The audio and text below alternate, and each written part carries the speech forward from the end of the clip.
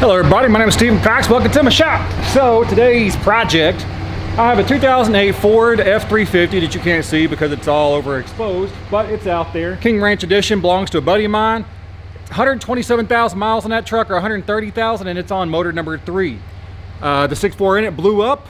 My buddy's tired of dealing with it, so he asked me if I could build a 12 valve Cummins. He didn't want to spring for the 24 valve. I get it, use 24 valve, but you're talking several $1,000s difference. Asked me if I could rebuild a 12 valve Cummins. So I've got a 12 valve Cummins going on. We got a performance head rebuild done. I'm waiting on a piston ring because my goofy self broke a oil control ring going in. But I wanted to show you guys how we're going to accomplish getting these trucks in. It's snowing and raining in Texas, and holy crap, that's overexposed. I had to switch to my cell phone. My camcorder's messed up. But it's a little icy here in Texas today. Last couple of days, gotten a high like 22, 23, which means all of Texas shuts down.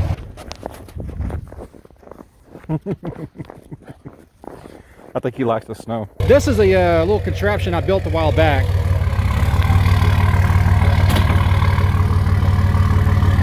It's just a 2-inch square tube, a couple of receiver hitches on each one. That way we can use one good truck to push another truck.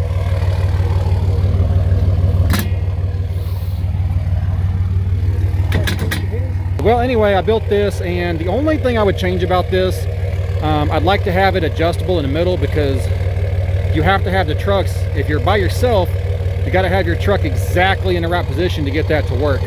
I would like to have pull a pin in the middle, extend it out, then have like a spring-loaded pin to where when you pull forward or back up, it locks in. But we're gonna go ahead and push that truck all the way up there.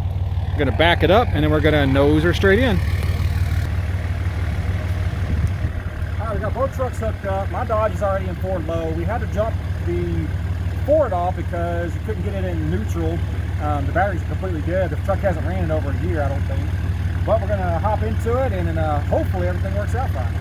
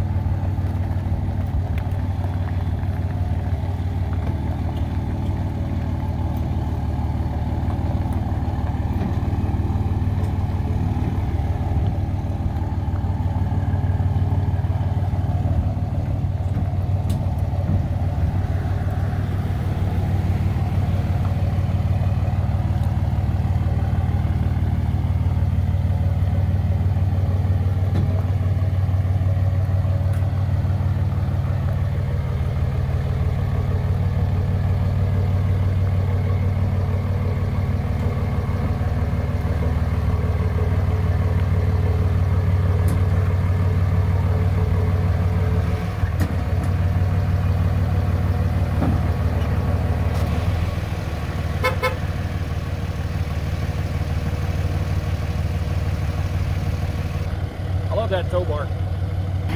So that tow bar has come in so freaking handy, and it was very cheap to build. My only regrets about it is I should have used thick wall tubing and made a little coupler in the middle to split it. But if you guys want a complete parts list for every single one of these, all the components and everything, I'll put them down in the description. If you buy the Amazon link down in the description for the ends and the bolts and everything, then I get a little percentage of that for the affiliate link. And I really appreciate it because every little bit helps. Fantastic freaking tow bar. I've never seen anybody build one like that. Not saying that I'm the very first person to ever have that.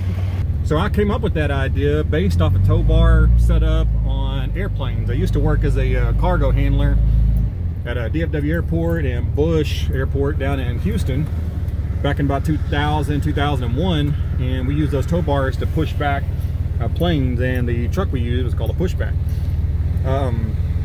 I made another video about that on the other channel. I made a video about that on I made a video about building that thing on the previous channel, but I can't link it to this channel for obvious reasons, but it works pretty good. Like I said, the only thing I would do different is thick wall tubing. Okay, they make a little slip joint in the middle. Now I do know I'm not the first person to come up with that by any means. Somebody's already came up with one. It's bigger, better, and fatter and everything. I thought about actually building some of those as a setup for mechanic shops, but once I get all my other projects done, then maybe I will. All right, so got everything disconnected on the cab, and I did not film. This isn't a how-to to remove the cab on a 6.4. If you guys want to do that, there's like a million freaking videos on YouTube to do it. But me and my son, old Ethanator, got a buddy of mine pulled most of it loose. We got the rest of it loose. We just pulled the cab mount and bolts out. Got the lift all set up. We're gonna start lifting the cab. And whenever you do this, when you're unmarrying the cab for the frame, just lift it a little bit, go around and check. Lift it a little bit, go around and check. Because if you don't check, you always forget something. There's a line, there's a ground strap, and you don't want to have to be buying parts unnecessarily. And you don't want this thing trying to, the cab and the lift trying to pick up the frame from a brake line or something that's in the way or whatever. So I'm gonna get the camera set up a little bit closer on the front of the truck, and we're gonna start slowly raising it up and see what we got. All right, go over there and man the button.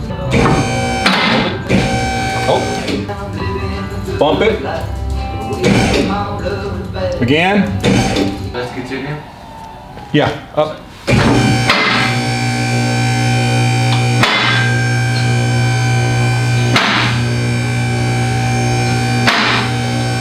Hold it. Keep going. Alright, set it down real slow, let it rest on the locks. That whole belt? No, just this one.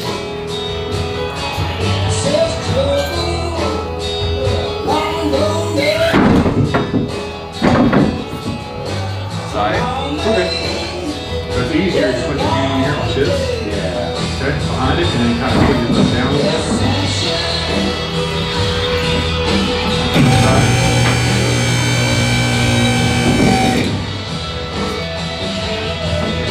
Use your eye. You're gonna need it like that. Kind of squeeze it with your hand. Kind of push it in there. See how much difference it is? Originally, I was thinking about taking the engine transmission transfer case out of Dodge and putting it in that other one, and then having like a badass Ford, but right. like, well, I really like the Dodge, I don't really like the Ford that much, and then it's a huge job to get it pieced together, and I'm like, you know what, if I'm going to swap cabs, I want to get an old 4-door swept-line Dodge and put it on that one. Yes. Build like a custom bed instead of having a 6.4 looking Ford that everybody's got. Right. Well, that's it for this step of the project. My son Ethan and I and a buddy of mine sat around in the shop and talked trucks for a little while. The next step of this process is going to be to pull that 6.4, set it out, but I need to finish building the Cummins motor.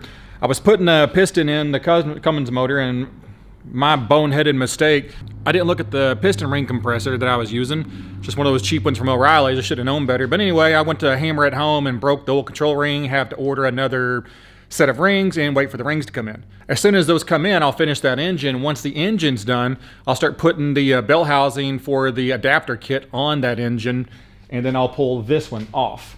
I don't know which step of the process is gonna be next. I might start pulling this motor first and then build the Cummins, or build a Cummins. Anyways, I'll put the videos up on here.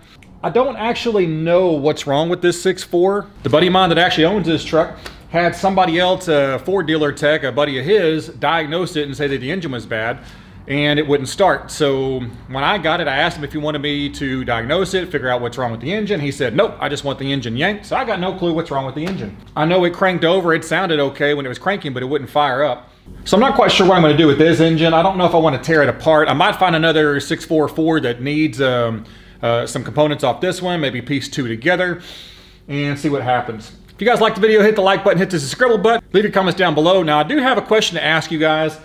On TikTok, when I'm talking about this particular engine swap, a lot of the guys told me you need to be very careful with your transmission tunes, because some of the transmission tunes, the tuners, when they change the shift points and everything, they just really don't shift very well. And if you guys have any experience with that, let me know down in the comments below.